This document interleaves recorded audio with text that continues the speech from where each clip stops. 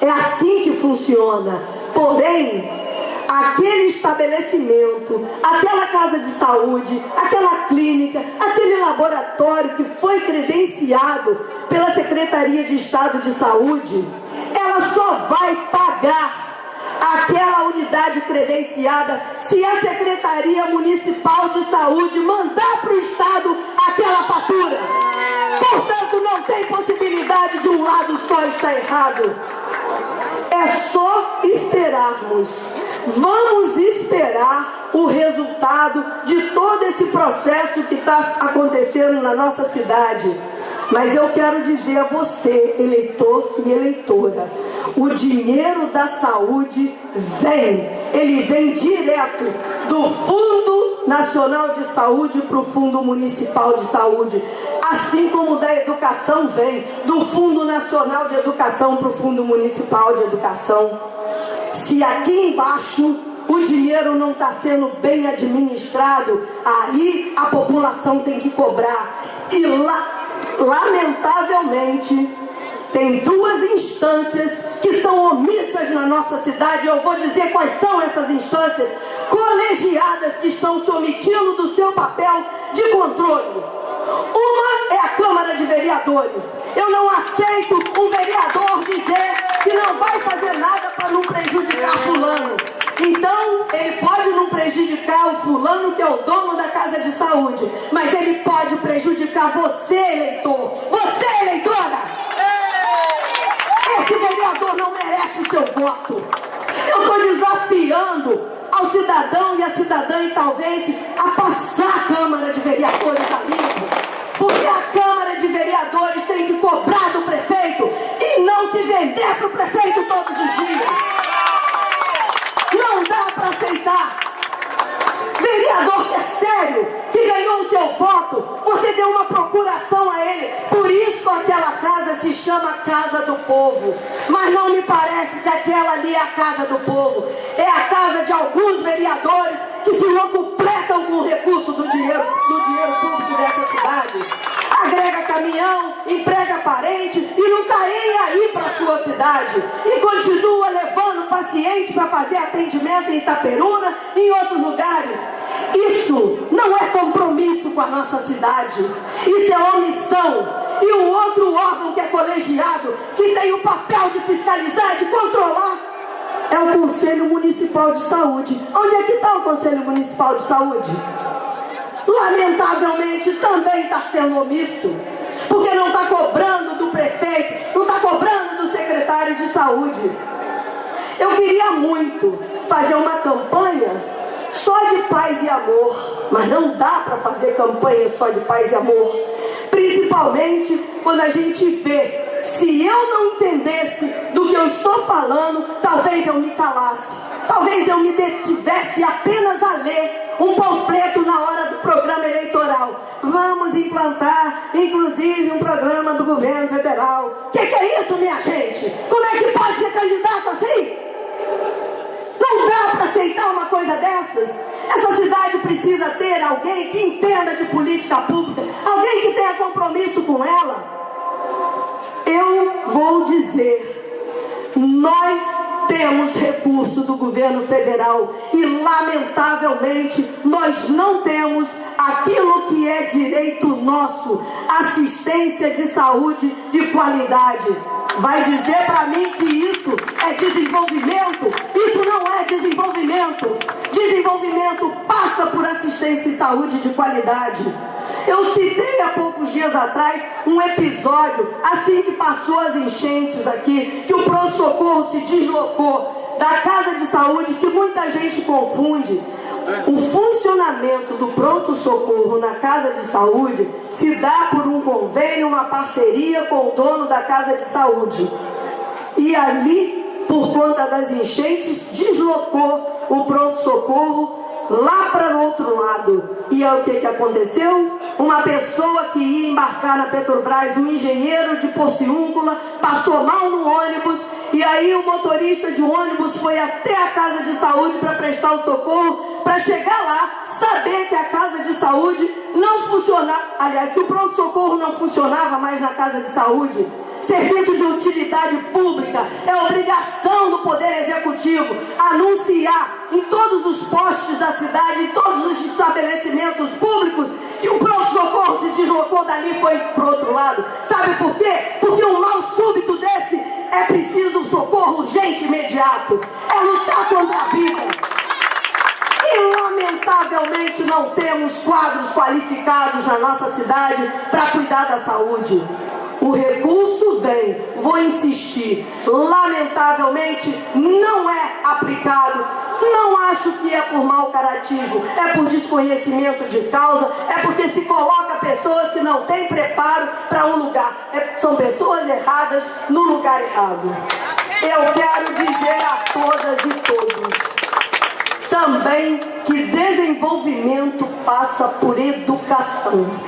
Italva precisa, merece e terá uma escola técnica federal, hoje chamada Instituto Federal Fluminense. Qual é o pai, qual é a mãe, qual é o avô, qual é a avó que não quer ver seu filho estudando na nossa cidade, sem estar exposto a risco de ir e vir nessa estrada?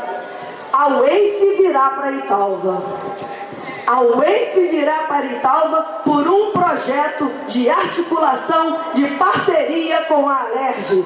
Porque o governador Sérgio Cabral, ele sanciona se os deputados apresentarem o projeto. Se ele não fizer desse jeito, vai ter dificuldade. E a gente precisa de ter pessoas com influência lá dentro. Graças a Deus que o nosso palanque, que a nossa candidatura, e eu me dou o direito de dizer e nominar a pessoa, que se chama deputado Edson Bertassi, vice-presidente da Alerj, do PMDB, que já tem o projeto de lei estruturado, junto com o deputado Cristino Áureo, para conceder a Emater para o funcionamento da UENF em Italva. Começaremos com 2 cursos e vamos avançar. Ao longo de 12 anos, nós teremos formados a primeira turma de graduação, mestrado e doutorado. Sabe o que significa isso, minha gente? 30 professores, mestres e doutores na nossa cidade. Tem ideia do que são 2 cursos superiores? Significa, no mínimo, 60 famílias diferentes das nossas circulando, reproduzindo na nossa cidade, investindo na nossa cidade, dinheiro circulando na nossa cidade. Isso é desenvolvimento. Eu quero dizer que muito mais teremos. Nós sonhamos com uma ponte da nossa cidade. Vocês sabiam que Cardoso Moreira tem uma ponte? Cardoso Moreira tem uma ponte que liga Cachoeira a Cardoso. Italva não tem uma ponte.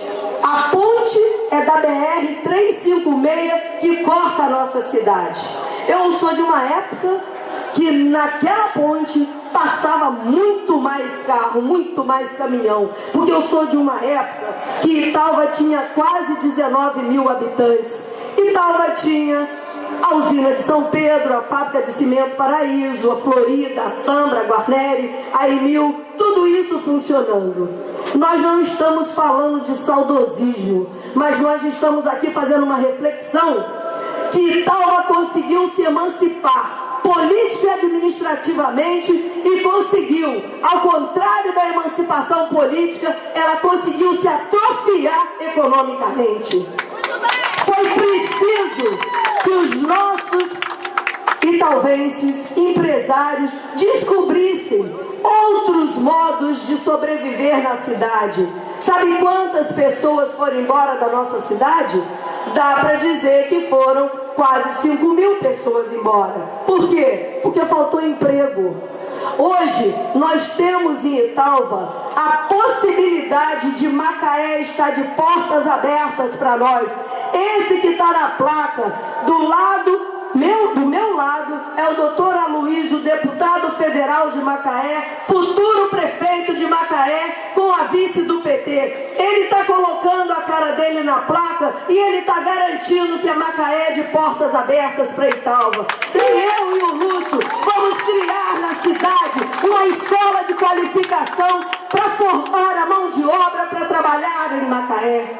E você sabe por quê? Que a gente tem maior orgulho, inclusive, de dizer que graças a Deus, graças ao governo do presidente Lula, Lula, da presidenta Dilma, que nós temos hoje um grande número de jovens e de adultos trabalhando em Macaé por conta da Petrobras. Teve gente que quis privatizar a Petrobras, vocês se lembram? Mas os nossos bravos companheiros, sob a batuta de Lula, não permitiu que a Petrobras fosse privatizada. E hoje nós estamos diante de um novo momento. O pré-sal ainda não está sendo nem explorado. Também temos a possibilidade do complexo portuário do Açu, um mega investimento da América Latina a 80 quilômetros de distância. Italva vai qualificar trabalhadores dela e do entorno dela para mandar para trabalhar lá e trazer dinheiro para cá. Eu quero dizer, a minha cidade não pode errar pela segunda vez. A minha cidade não pode trocar 6 por meia dúzia. Essa cidade já errou uma vez. Ela escolheu um governante que não tinha interlocução, que não tinha articulação, que não tinha possibilidade de trazer nada, a não ser administrar folha de pagamento. A cidade estagnou por 8 anos. Essa pessoa adoeceu. É preciso que as lideranças políticas da nossa cidade tenham juízo e não leve a população para um precipício. Não dá, porque você não concorda com o governante, querer inventar alguém que não está preparado para esse momento, e não está preparado e não tem o entorno dele apoio para trazer para Italva o que ela precisa. Sabe por quê, minha gente? Nós não podemos nos dar ao luxo de querer ser como Campos e como Macaé. O orçamento de Campos é milionário. O orçamento de Campos tem royalties do petróleo à vontade. Macaé tem dinheiro à vontade. Italva tem um orçamento que não chega a 40 milhões. Um orçamento diminuto, dependente do recurso do governo federal. E nós não vamos desperdiçar a chance. Nós não vamos desperdiçar essa chance. Não dá pra gente ser irresponsável. As lideranças políticas da nossa cidade precisam colocar a mão na consciência e parar de querer levar a cidade para um precipício. Então ela tem que se desenvolver. Não dá para pavimentar caminho depois que chega lá. Tem que estar pavimentado. Hoje, o atual prefeito colhe resultados que foi o prefeito Eliel que conseguiu. E eu quero aproveitar para fazer aqui a homenagem ao prefeito Eliel, que já se foi para a glória, a família dele, e dizer a todos os eleitores do Eliel que o tem na saudade, que esta cidade hoje tem obras e muitos investimentos que ele plantou e o outro colheu. Não é demérito o outro estar colhendo, mas isso tem um significado. O Eliel tinha articulação lá embaixo. Não dá para improvisar. Minha cidade não pode errar. Pela segunda vez não. Já errou uma e pagou um alto preço. Eu quero dizer e eu quero pedir a todos que são conscientes de que Italva merece mais oportunidade de emprego, merece mais saúde, merece mais educação, que dê um voto pro 13, que aposte na candidatura da Elinha, na candidatura do Lula, da Dilma, da Benedita, a candidatura que caminha. Eu e o Lúcio somos 2 servidores públicos que temos uma vida muito bem obrigada, graças a Deus, estruturada como servidores públicos. Eu tenho maior orgulho de ter 33 anos de vida pública. E nos 33 anos de vida pública que tenho, quando falo isso me emociono, ter sido subsecretária de saúde no governo da companheira Benedita, ter sido presidente da Fundação da Infância e do Adolescente, ter sido eleita decana da minha universidade, governado por 4 anos, pelas minhas mãos ter passado milhões e milhões. Eu não tive nenhuma conta reprovada pelo Tribunal de Contas do Estado. Sou ficha limpa, graças a Deus. isso é motivo de muito orgulho, mas é muita gratidão a Deus, porque eu podia ter falhado, mas Ele não permitiu que eu falhasse. Do mesmo jeito que Ele não permitiu que eu falhasse, Ele vai permitir que eu ande sobre as águas para chegar no dia 7 de outubro como prefeita da minha cidade, porque é comigo, prefeita, que essa cidade terá a oportunidade de ser feliz, de ser mais bonita. E eu quero pedir a você, a nossa campanha não vai parar no posto para abastecer seu carro, a sua moto, não vai te dar nada, porque alguém vai pagar essa conta. Política se faz com projeto, política se faz com austeridade. A minha cidade tem um orçamento muito pequeno, ela depende sobretudo do governo federal para se dar o luxo de fazer grandes carreatas e encher o carro de todos, encher o tanque de todos os carros que passam por aí para ter um monte de carro. Não faremos carreata. Sairemos daqui em silêncio, pedindo a todos que reflitam, que levem para casa aquilo que eu estou falando, que a Benedita falou, que o Lúcio falou, que os nossos candidatos a vereadores falaram. Pense, no dia 7 de outubro, vote 13. Essa é a opção para Italva crescer, essa é a opção para Italva desenvolver. Não tem possibilidade fora disso. Eu estou dizendo porque eu sei do que estou falando e muito mais poderia ficar aqui falando. Eu já estou até preocupada com quantos minutos eu estou falando, se eu estou atrapalhando, se eu não estou, mas eu estou sentindo vontade no meu coração de dizer, porque essa é uma oportunidade ímpar. Eu quero dizer que para mim, quem está aqui, é um mar de gente. Eu não estou preocupada com o volume de placa, de adesivo e multidão de carro, de moto. Sabe por quê? Porque em 2008, a campanha mais bonita, a campanha mais alegre, a campanha que a gente não conseguia nem acabar de encerrar o comício, todos já se viravam para ir para as motos, para os carros, era uma loucura. Sabe qual foi o resultado? Derrota eleitoral. Eu aprendo com os erros. Eu, quando estudo, eu aprendo com os erros. E eu quero dizer, meu amigo, minha amiga eleitora, a minha campanha do Lúcio precisa da sua militância. É assim que o Partido dos Trabalhadores elegeu Lula pela primeira vez nesse país. E não foi diferente para eleger Dilma em 2010. Foi dessa forma, foi militando, foi caminhando. Tem gente que pensa que é com dinheiro que ganha eleição. Não é com dinheiro que ganha eleição. Sobretudo quando você amordaça as pessoas com seu dinheiro. É muito triste uma cidade que tem uma opressão como a nossa, porque não pode botar a placa na frente de um estabelecimento que o telefone toca. Como é que é? Vai tirar, não vai tirar? Não estou gostando de ver essa placa nesse lugar. Minha gente, eu tenho consciência do quanto a nossa campanha cresceu. Ela está incomodando, ela está assustando. Sabe por quê? Porque Deus trabalha no silêncio. Não é na barulhada, não é no alvoroço. É assim que ela cresce. E é muito diferente. Em 2008, tinha duas candidaturas, uma contra a outra, mas não tinha um prefeito candidato à reeleição. E agora, eu tenho, junto com o Lúcio, diante de nós, 2 Golias para derrotar. Não é um só.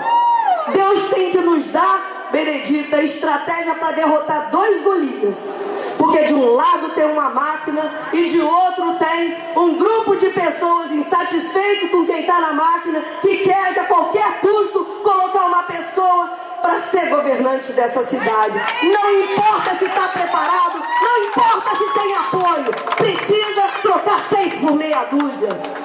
Mas nós vamos, porque Deus vai nos dar sabedoria, vai nos dar lucidez e, sobretudo, vai nos dar discernimento. Porque Salomão pediu tanto tanta sabedoria que se empanturrou na sabedoria, esqueceu de pedir discernimento. E se tem uma coisa que eu faço todos os dias, quando eu abro os olhos, é dizer: Senhor, não permita que meu pé se resvale, me dê direcionamento, faça de mim instrumento. Não quero estar aqui para ser servida, eu venho para servir a minha cidade. Não sou forasteira. Isso é invenção de adversário que está preocupado em me detonar. Eu não sou forasteira. Eu sou da cidade de Italva. Eu apenas saí e fiquei um tempo fora, estudei, e a profissão que eu abracei não me permitiu morar aqui e trabalhar no Rio, porque eu sou professora da UERJ, não tinha possibilidade de dar aula no Rio e vir todos os dias para a minha cidade. Mas eu cumpri o meu tempo e eu estou de volta à minha cidade desde 2007 e ainda sou obrigada a ouvir essa gracinha. Não sou forasteira, não. Eu nasci aqui, eu cresci aqui, eu voltei para aqui, vou ficar aqui. É aqui que eu vou ficar. É aqui que eu vou caminhar, no meio da minha gente. E eu tenho absoluta certeza. Hoje, Italva pode mudar completamente a história dela. Italva pode entrar naquilo que a gente chama um ciclo emancipatório, um ciclo que abra, que jogue para trás essas amarras, essa opressão, essa diminuição, esse encolhimento dela. Não é porque eu sou toda poderosa, não é isso. É porque eu estou no lugar certo, na hora certa, com as pessoas certas. Eu quero te pedir, eleitor e eleitora, a Bíblia diz: conhecereis a verdade e a verdade vos libertará. Não se engane, não se deixe enganar. Olhe o que está sendo apresentado para você e para sua família. Eu tenho certeza que o que você quer para Italva é um tempo de prosperidade, é um tempo de desenvolvimento. E eu aposto, eu acredito que o empresário de Italva, ele não quer só receber. E no nosso plano de governo, para a área de geração de emprego, nós traremos recurso do governo federal para construir um polo industrial e ali dar todas as condições para o empresário local, para o empresário regional construir ali a sua fábrica.